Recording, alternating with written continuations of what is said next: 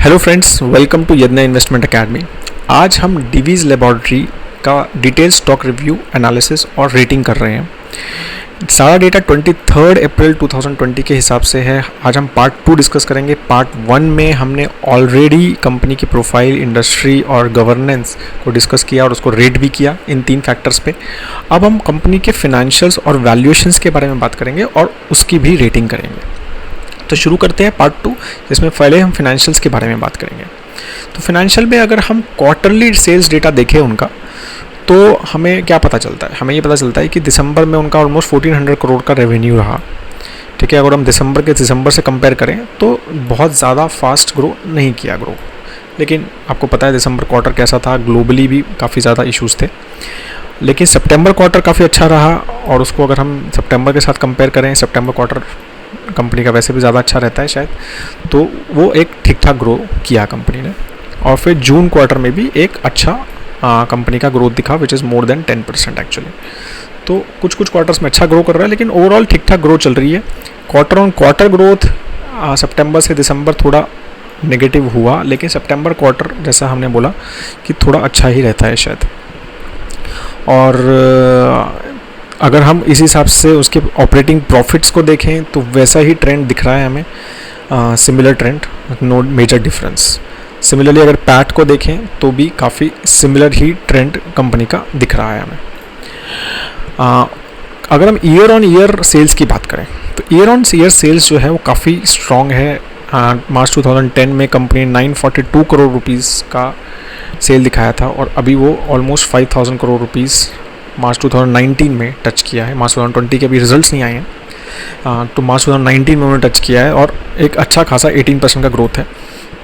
Accept मार्च 2018 जिसमें उनका एक साल डिग्रो हुए, इस साल there was a consistent growth in the company and good growth, मतलब 42%, 15, 18, 23, 21%, 8% और फिर उसके बाद फिर 27%। तो कंपनी का एक अच्छा खासा ग्रोथ रहा है, except one bad year.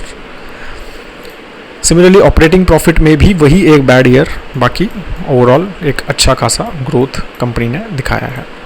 Same with PAT, right. अगर हम आरओसी देखें तो ये लेटेस्ट मार्च 2019 का आरओसी है। तो पहले अराउंड 30 से ऊपर चल रहा था, 30-35, थोड़ा कम हुआ। जैसे हमने बताया था फर्स्ट पार्ट में, उनका एक मैन्युफैक्चरिंग प्लांट में काफ़ी इन्वेस्टमेंट चल रहा है लास्ट 2-3 साल से, लेकिन वो अभी तक कुछ इश्यूज़ में है लैंड एक्विजिशन के, और उसकी वजह से उनका आरओसी थोड़ा गिर गया है, क्योंकि इन्वेस्टमेंट तो हो गया है थोड़ा बहुत, लेकिन रिटर्न नहीं आना शुरू हुआ क्योंकि वो प्लांट स्टार्ट नहीं हुआ है अभी तक। तो इसलिए लास्ट 2-3 साल में थोड़ा आरओसी गिर गया है। वी आर एक्सपेक्टिंग कि once that plant starts again तो फिर से उनका आरओसी 30 से नॉर्थ पे टच होना चाहिए, तो which is a good sign. मतलब फार्मा कंपनीज में I think they are one of the best player in ROC, और हम आगे कंपेयर भी करेंगे उनके numbers with other pharma companies. Segment wise revenue देखें तो हमें शायद पहले देखा भी था, जेनरिक्स में उनका ग्रोथ अच्छा खासा रहा है। जून 2018 सिर्फ 475 करोड़ था, अब 723 करोड़ हो गया है। कस्टम सिंथेसिस में भी अच्छा खासा ग्रोथ है, 428 से 572 ग्रोथ। इसमें इतना ग्रोथ नहीं है उनका, विटामिन्स में और कार्टिनॉइड्स जो बोलते हैं उसमें उतना ज़्यादा ग्रोथ कंपनी ने नहीं दिखाया। यहाँ पर पीयर कंपैरिजन एक बहुत इंटरेस्टिंग आपको दिखेगा, जो हमने मेन उनकी जो कॉम्पिटिटर्स हैं इंडिया में, मतलब फार्मा में, उन डायरेक्ट कॉम्पिटिटर्स नहीं है क्योंकि ये सब फॉर्मुलेशन कंपनीज हैं, डिवीज़ एक एपीआई कंपनी है, बट एक इंटरेस्टिंग एनालिसिस मिलेगा आपको यहाँ पे। तो अभी देखिए आप, डिवीज़ का मार्केट कैप जो है वो ऑलमोस्ट 64,000 करोड़ रुपीज़ का है, which is highest is Sun, second is doctor Reddy's pharma में, और डिवीज़ नंबर 3 पे है। उसी टाइम में सेल्स देखिए आप, सिर्फ डिवीज़ का TTM है लास्ट ट्रेलिंग 12 मंथ्स, मतलब दिसंबर क्वार्टर के हिसाब से, तो अराउंड 5,300 करोड़ का सेल्स है। सन फार्मा में देखिए आप ऑलमोस्ट 6 टाइम्स है, लेकिन मार्केट कैप सिर्फ 2 टाइम्स। सिमिलरली डॉक्टर रेड्डीज़ का देखिए आप, ऑलमोस्ट अगेन 3 टाइम्स है, market cap same, almost similar doctor Reddy's और डिवीज़। औरोबिंदो का देखिए आप, ऑलमोस्ट 4 टाइम्स रेवेन्यू है औरोबिंदो का डिवीज़ से, लेकिन मार्केट कैप हाफ है। लुपिन का देखिए again 3 times almost, market cap almost half. तो आप समझ रहे हैं कि डिवीज़ का वैल्यूएशन यहाँ से पता चलता है कि how investors are so bullish about Divi's in this market कि even though with such a small sales they are market cap is so high, and I will tell you the reasons now. अभी sales growth देखिए उनका, right ये last 1 year का 27% का growth है उनका.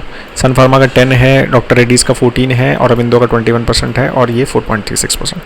3 years का देखिए, अगेन 3 ईयर्स का इट इज़ अमेजिंग. और अरबिंदो भी अच्छा खासा ग्रो किया है. बाकी साहब देखिए 3 साल में कंपनीज़ ने कुछ भी खास ग्रो नहीं किया है. पैट मार्जिन देखिए आप इनका 24% का पैट मार्जिन, मतलब no one is even near. Lupin तो नेगेटिव में है, सन फार्मा इज अराउंड 12%, डॉक्टर रेड्डीज 10%, तो 24% का इनका मार्जिन है. और वो भी कस्टम सिंथेसिस जो इनके मेन, जैसे मैंने बताया 42% जो ये करते हैं उसमें उनका मार्जिन बहुत हाई है. उसकी वजह से इनका मार्जिन इतना ज़्यादा है.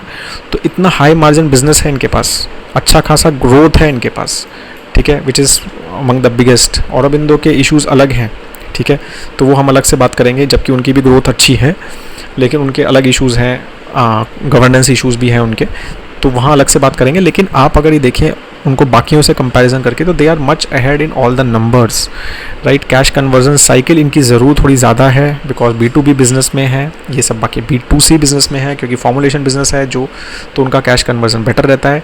Debt to equity again very interesting, zero debt company है ये, बाकी कोई भी ज़ीरो डेट कंपनी नहीं है, राइट. तो गवर्नेंस दिखाता है थोड़ा इंटरेस्टिंग, तो इंटरेस्ट कवरेज इशू तो अच्छा ही होगा.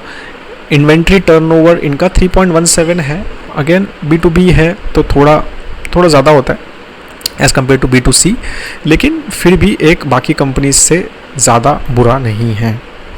तो ये एक बहुत इंटरेस्टिंग एनालिसिस है, आपको मैं दिखाना चाह रहा था, ठीक है. अब इसमें एक और एनालिसिस है कि हम ROC और ROE क्या एनालिसिस और कर देते हैं. तो अभी देखिए ROC इनका कितना ज़्यादा, अभी इवन 28.5 है, ये कम है, जैसे मैंने बोला बिकॉज ऑफ दैट प्लांट इनका ये 34-35 चल रहा था, कम हो गया है. लेकिन आप अगर इनके कॉम्पिटिटर्स के साथ देखिए तो there is no match. Sun is just at 8, 13, 18, 8.5, तो they have such an amazing ROC. तो अभी जैसे इनका काकीनाडा प्लांट स्टार्ट हो जाता है, या कोई भी अगर ये नहीं करते हैं दूसरा प्लांट स्टार्ट करते हैं, तो आप समझिए कि रिटर्न्स ऑन कैपिटल एम्प्लॉयड इनका कितना ज़्यादा है, तो अच्छे खासे रिटर्न्स की उम्मीद है. इवन ROE भी इनका जो है वो there is no match, and that is why this company has such an amazing market cap, right, as compared to others, right. तो ये इनके फाइनेंशियल नंबर्स आपको कंपैरिजन में समझ आते हैं. तो फाइनेंशियल्स की अगर समरी देखें तो डेफिनेटली बहुत अच्छा सेल्स ग्रोथ है, API सेल्स का बहुत अच्छा ग्रोथ, ज़ीरो डेट कंपनी है, और ROC थोड़ा नेगेटिव है, लेकिन अभी भी मैक्सिमम है बाकी कॉम्पिटिटर्स से, राइट. तो फाइनेंशियल्स में तो कुछ प्रॉब्लम लग ही नहीं रही है एज पर अस, राइट. अच्छा खासा ग्रोथ कंपनी दे रही है, सब कुछ अच्छा दिख रहा है, बहुत अच्छा प्रॉफिट मार्जिन है, वो मिस कर गए वो पॉइंट को यहाँ पे. तो overall this looks definitely a green star, bold green star to Divi's on financials for sure. अब हम बात करते हैं वैल्यूएशंस की. Now valuation is a very tricky situation, क्योंकि जैसा शायद हमने फाइनेंशियल्स में भी एक हाई लेवल पे डिस्कस कर लिया कि सेल्स इतना कम है as compared to others, still इतना ज़्यादा हाई वैल्यूएशन है. तो वो यहाँ पता भी चलेगा आपको. अगर हम 3 साल का डिवीज़ का वैल्यू देखें, ये हमने वैल्यू रिसर्च से डेटा लिया, तो उनका अभी का करंट मार्केट प्राइस अराउंड 2400 का है, और ऑलमोस्ट 52 वीक्स हाई पे हैं. तो 2467 का उनका 52 वीक हाई है, और उसी के आसपास चल रहे हैं. 3 साल में 300% के रिटर्न्स क्लोजली उन्होंने दिए हैं कंपनी ने, ठीक है, रिटर्न्स. तो बहुत ज़्यादा ओवर मतलब बीट किया है मार्केट को. अगर BSE हेल्थ केयर को भी देखें, ठीक है, जो ग्रीन से प्रेजेंटेड है, वो हार्डली कुछ ग्रोथ है, ठीक है, 3 साल में.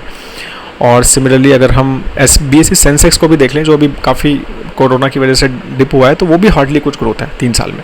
लेकिन यहाँ देखिए आप 300% रिटर्न्स, ठीक है. सिमिलरली अगर आप वैल्यूएशन कंपैरिजन देखें, तो कंसिस्टेंटली ऑब्वियसली कंपनी ने वैल्यूएशन बढ़ाई ही है, ठीक है. मार्केट कैप टू सेल्स अगर हम मार्च 2000 में तो सिर्फ 5.5 था, अभी 12 हो गया, कंसिस्टेंटली बढ़ रहा है क्योंकि कंपनी का वैल्यूएशन बढ़ रहा है. EV बाय EBITDA और बहुत ज़्यादा बढ़ गया है. डिविडेंड यील्ड वो कम करते जा रहे हैं, ठीक है, because they are investing more and more money in the business. Price to book जो है वो बढ़ रही है, 9 की प्राइस टू बुक हो गई है, राइट. तो डेफिनेटली एक ओवर वैल्यूड सब जगह से दिख रहा है. P रेशियो करंट उनका 49.6 है, और अगर लास्ट 3 ईयर्स का देखें तो 38 उनका एवरेज है, और लास्ट 5 ईयर्स का 30 का एवरेज है. तो डेफिनेटली वेरी हाई पी पे हैं अभी करंटली। और ये अगर हम last industry average, pharma industry के एवरेज के हिसाब से देखें तो डिवीज़ का मार्च 2009 में थोड़ा ज़्यादा था, फिर कम रहा, फिर मार्च 2015 में बहुत ज़्यादा बढ़ा, फिर कम रहा, और अब मार्च 2019 में ज़्यादा था, 33 था, इसका 25 है, और अब जो है वो बहुत ज़्यादा बढ़ गया है यहाँ से वहाँ। तो क्लियरली 30s में रहने वाली कंपनी पी के अभी अचानक से 50 में आ गई है, because people have suddenly realised कि their business model fits into the current situation very well, right? Especially with China losing the market share and problems with China and other problems with them, right? And Indian government focusing more on API manufacturing and now with this corona thing more and more healthcare expenditure. तो overall ऐसा लग रहा है कि Divi's एक बहुत well placed company है इस current situation के लिए, and that is why everyone is very bullish on it. And वो हमें P पे दिख भी रहा है।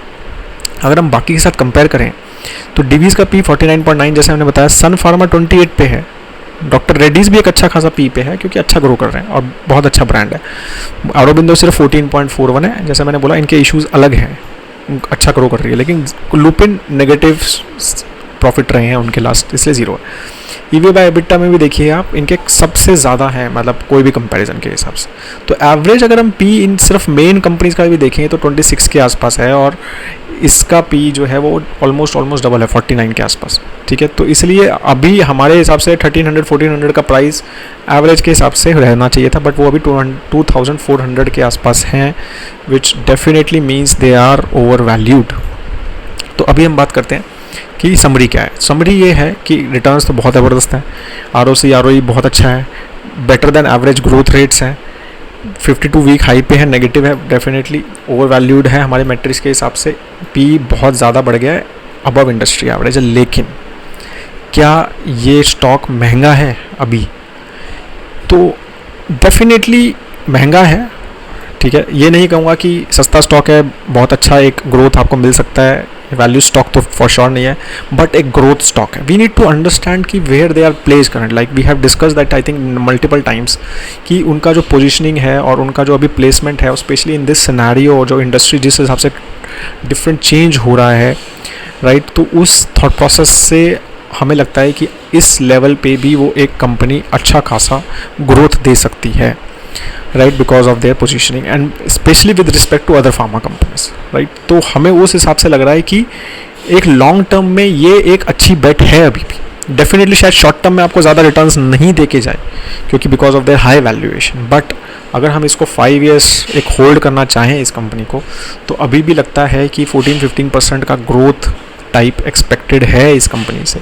इसके नीचे आपको मिलता है फॉर श्योर, लेकिन इश्यूज़ इंडस्ट्री में हैं, हमें वो समझने चाहिए, इसलिए हम थोड़ा स्वॉट पे थोड़ा फिर से फोकस करेंगे। एपीआई सेगमेंट में वन ऑफ द लीडर्स हैं, बहुत अच्छी इनकी मैन्युफैक्चरिंग और रिसर्च फैसिलिटीज़ हैं, डाइवर्सिफाइड रेवेन्यू स्ट्रीम है, जोग्राफिकली फोकस्ड अप्रोच है, बहुत वो अमेजिंग चीज़ है इनकी। और वीकनेस क्या है? High valuation, definitely delayed expansion plans हो गया थोड़ा सा वो, और रेम्यूनरेशन, बोर्ड का रेम्यूनरेशन और कंपोजिशन थोड़ा सा हमें इश्यूज़ लगे गवर्नेंस में उनके, और एक उनकी जो इनकम टैक्स रेट थी वो एक थोड़ा इशू ला। अपॉर्चुनिटी बहुत अमेजिंग, गवर्नमेंट की इन्वेस्टमेंट बढ़ रही है, कोविड-19 रिलेटेड अपॉर्चुनिटीज़ बढ़ रही हैं, इंडिया ने एक बहुत अच्छी गुडविल बना ली है वर्ल्ड में अपने एपीआईज़ के लिए, राइट। काफ़ी ज़्यादा एफडीए ने अलग अलग प्लांट्स को अप्रूवल दे दिया है जो पेंडिंग था उनका, इनको पहले ही मिला हुआ था डिवीज़ को, लेकिन इनके नए प्लांट को अब ये जो बनेगा उसमें शायद एफडीए का अप्रूवल इनको ईजिली मिल जाए, तो वो एक अच्छी चीज़ है, वो अपॉर्चुनिटी है। और China banking down in this market is a opportunity for sure. Threat है, रेगुलेटरी हर्डल्स हमेशा एक थ्रेट रहेगा, प्रोटेक्शनिज्म ग्रो हो रहा है वर्ल्ड में, मैंने बोला जैसे कि प्रोटेक्शनिज्म हो रहा है ग्रो, लेकिन ये एपीआई मैन्युफैक्चरिंग को इतना इजी चीज़ नहीं है कि कोई भी बना ले, राइट। तो उसमें टाइम लगेगा, अगर कोई यूरोप बनाना या अगर स्विट्ज़रलैंड बनाना चाहे या यूएस खुद बनाना चाहे तो उनको कॉस्ट भी देखने हैं और उनको बहुत सारी स्किल सेट्स भी देखने हैं, तो वो इतना ईजी नहीं है कि एकदम वो बना पाएँ, ठीक है। तो उसकी वजह से हमें लग रहा है कि एक बहुत मीडियम टर्म में एक बहुत अच्छी इंटरेस्टिंग कंपनी है, 4 to 5 years में you should watch it closely how the industry is changing, but एक डेफिनेटली हाई ग्रोथ स्टॉक है आपके पोर्टफोलियो के लिए। अगर आपको रखना है तो एक अच्छा खासा ग्रोथ दे सकता है, एक डिफरेंट लेवल पे जा सकता है, और नहीं भी है तो इश्यूज़ थोड़े बहुत आएंगे तो वो थोड़ा आपको इश्यूज़ भी आ सकते हैं, लेकिन अभी बहुत अच्छे वेल प्लेस्ड कंपनी है फॉर करंट लेवल्स पे। So that is all we have on this topic. आप हमारी वेबसाइट पे अगर और कुछ इन्फॉर्मेशन देखना चाहेंगे, हमारे मॉडल पोर्टफोलियोज़ के बारे में जानना चाहेंगे, तो आप ज़रूर हमारी वेबसाइट पे जाइए और ज़रूर अपने फ्रेंड्स को, फैमिलीज़ को हमारे वेबसाइट के बारे में बताइए. We are a small company still, we want to grow. And आप जो लोग हैं, हमारे कस्टमर्स हैं, तो you have seen our quality, तो वी वुड लव कि आप हमारे प्रोडक्ट्स के बारे में दूसरों को बताइए. And so that we get sustainable for these kind of research, and we do better research for you. So that is all we have on this topic. Have a great time ahead. Thank you. Please अगर कोई question है तो comment section में ज़रूर लिखिए. Thank you.